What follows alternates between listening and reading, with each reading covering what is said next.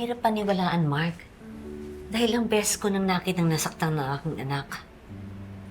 Pero sa pagkakataong ito, siya ang magdedesisyon. Siya na. Gaya ng sabi ko, buntot mo. Hilang mo.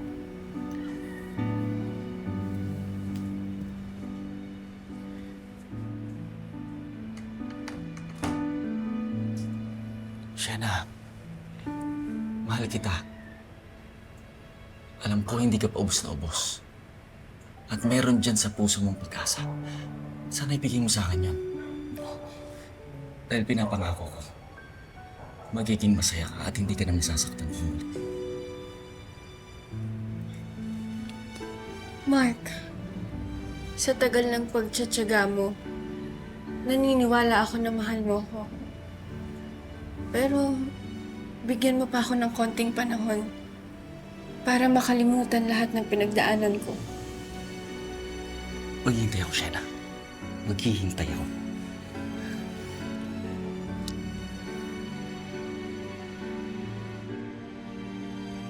Ano naman ang natutunan mo tungkol sa kung papaano ka dapat na makisama sa isang lalaki?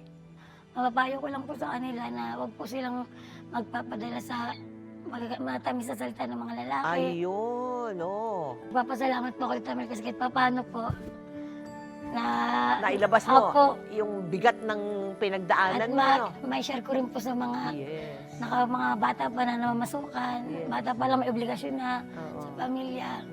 Maiayos nila yung buhay nila tulad mo. Opo. Oo. Thank you, Shena, ha? Maraming salamat po. Salamat din. Thank you po. Naging biktima man si Shena ng mga lalaking nagsamantala sa kanyang kahinaan.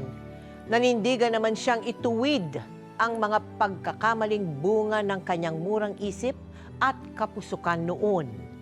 Naging payapa na ang buhay niya sa piling ng isang lalaking tunay na nagmamahal sa kanya at tatayong ama sa kanyang mga anak.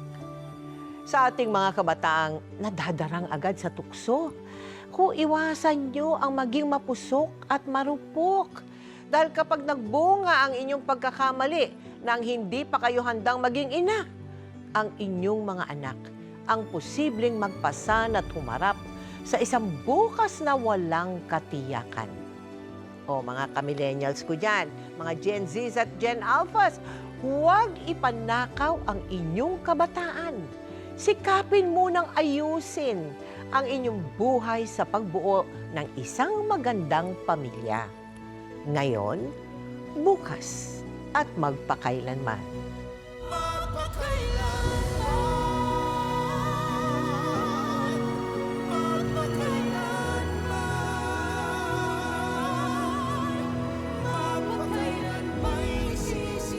Alis na po ako, Mama. Hindi ko na po kasi kinakaya yung ginagawa ni Papa eh. Bakit ka pumapayag na itira yung asawa at yung kabet sa isang bahay? Pero pinapangako ko po na hindi po ako magpapakatanga. Mahal kita. Ibibigay ko sa iyo ang lahat, Leslie. Huwag lang ang kasal. Arthur, sino siya? This is Felicity. Siya yung mapapangasawa ko. Pinili ko siyang mapangasawa kasi nga payag nga siya na pagpatuloy natin ang relasyon natin kahit mag-asawa na kami. Mana sa ina